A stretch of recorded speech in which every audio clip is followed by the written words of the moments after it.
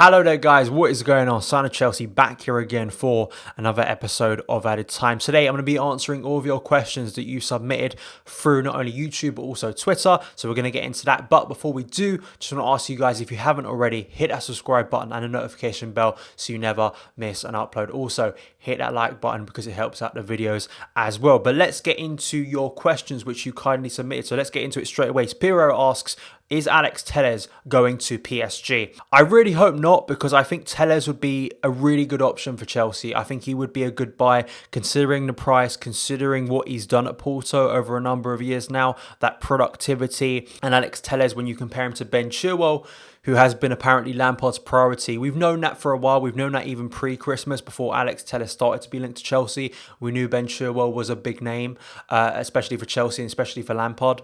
And then Alex Telles came up and you sort of thought this could be a smarter deal for Chelsea that could save much more money for a fee for Ben Chilwell, where we've heard 80 million being reported.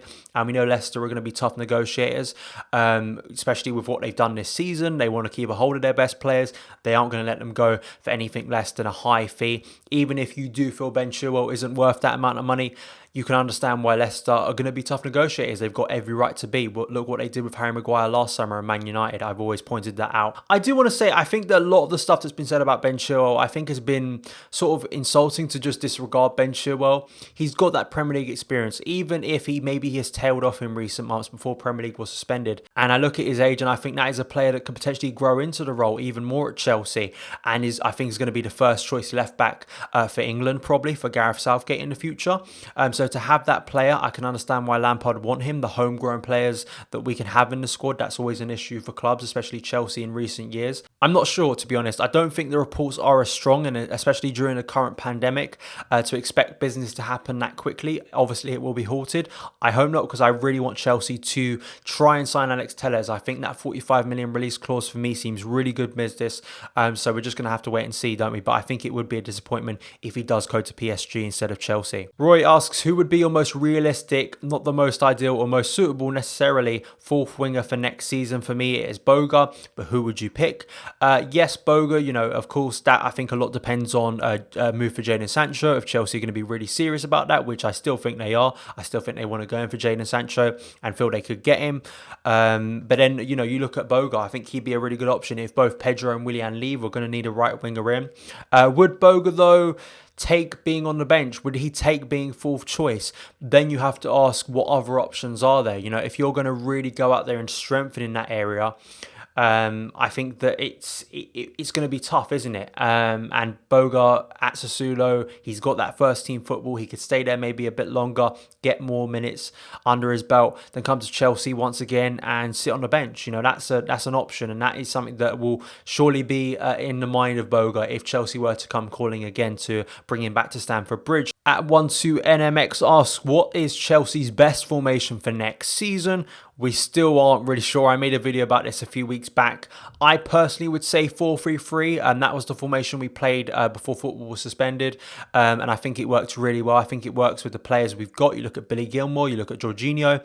I think, you got bombing number 8s in Ross Barkley, Mason Mount, Loftus-Cheek when he returns. I just think it's a good formation. We've played probably, we played so well at points under Sarri with that formation. It's a very modern formation. It's the formation that a lot of teams at the top of the game are using. At CFCK asks, who is more important to Chelsea, Jorginho or Mason Mount? Oh, that is a tough question.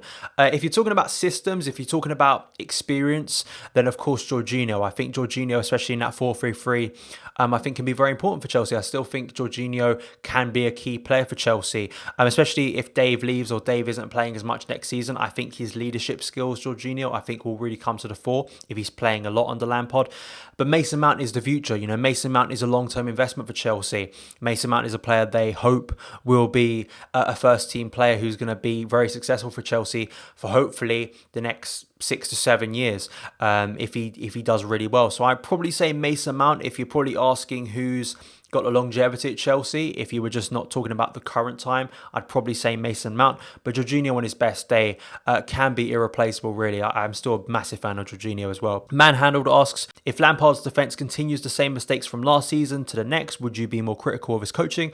I've been critical of him this season. I think that at times I've been a little bit frustrated at the chopping and changing in that area. I think has been the big frustration. You know, when he had Zuma and Tomori, I think a lot of it, of course, is had to do with injury. But you look at Zuma and Tomori. Tomori was, I believe, injured a little bit in January. I think he was definitely out for a little bit. But mostly those two centre backs have been fit for most of the season, and I think at points they've been our best centre back pairing, especially during that winning run. So I've just been a little bit frustrated that not only that, but set pieces. I mean, set pieces have been the problem since day dot. And to not really see an improvement on that over a period of time, see the same mistakes over and over again. I think if Lampard was to bring in a new centre-back, if Chelsea were to bring in a new centre-back and we still see the same problems, I think then there'd be a frustration. I think for me, we have to see a consistent back two till I make a big judgment. A consistent back four. Once Lampard has that nailed down, hopefully due to fitness or recruitment, or he knows what his best back two is, then I can make a firmer judgment. When he's changing it week in, week out, like we've seen so often this season, it's tough to make a judgment because all of that shifts, you know, different players, different attributes. It's tough. But I think I've been critical of him. I haven't just, you know, given it a pass. I think defence has been an issue this season. But I think you have to take fitness and the changing. I think he needs to make that probably more consistent, which I'm sure he'll hope to do next season. Thomas asks, could Charlie Musonda render the Sancho, Bailey or Boga discussion pointless, or has the injuries hampered his progression too much? This relates to, of course, that question earlier about a potential fourth winger.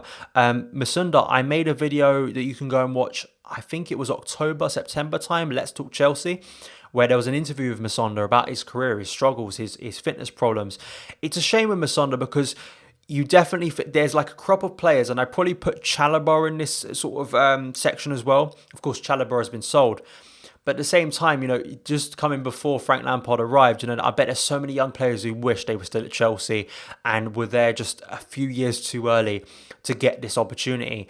But Musonda is still on Chelsea's book. Musonda could come back. I feel that under Lampard, so many players have got an opportunity. You've seen that this season, not only with young players, but older players as well. He could get a chance with Frank Lampard. Whether he's gone into Frank Lampard's thinking or whether they've already made their minds up about what they're going to do with Musonda, those injuries. I think when you have as many injuries as he had long term, it is difficult. But he's still at the age where he can come back. He's still at an age where he can still prosper.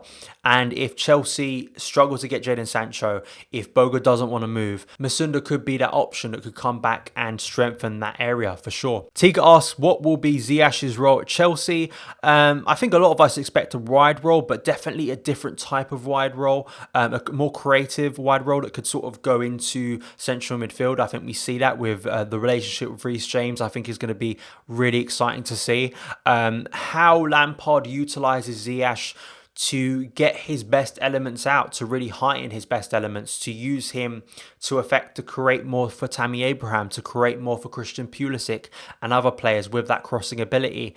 How he can influence in terms of goals, that's another thing.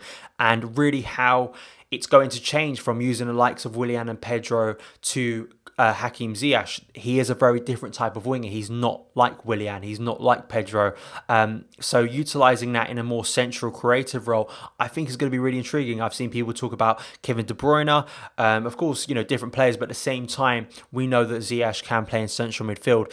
And whether Frank Lampard will utilise him in that area, we're going to have to wait and see. I still think he will play in some form of a wide attacking role. I still firmly believe that because we know all the talent we have in central midfield. But you have to expect that Ziyech isn't just going to be that bombing winger, because that's not what one of his best elements are. He's a great creator. He's a great assister. And if Lampard can get the best out of Ziyech, the likes of Tammy Abraham and Christian Pulisic and other players can really benefit off that definitely next season. And finally, Toffee Toff asks, who do you think will take over the number 10 role if Willian leaves? So I guess you're expecting, you know, who's going to get the number 10 shirt. For some reason, so of course, he wears this number for his nation. Christian Pulisic, he looks good in number 10. I could see him taking that. Callum Hudson-ODOI, of course, that was a big excitement last summer when Eden Hazard left, and of course it was given to Willian. Hakim Ziyech could come in and take number 10. It is a big shirt, of course, symbolically for players, and players really do care about that number on the back of their shirt. Maybe I'll go with Christian Pulisic. I'll go with him because I think he looks good in number 10. So there we go. I'll go with Christian Pulisic. So that is it for this edition of Added Time. Thank you guys so much for sending in your questions. Apologies to those questions I didn't get to, but once again, next week on a Monday, another Added Time, you can send in your questions again there. But thank you guys so much for taking the time to watch this video. If you did enjoy it, hit that subscribe button and the notification bell so you never miss an upload. Follow me on Twitter @SonOfChelsea, and I'll see you again.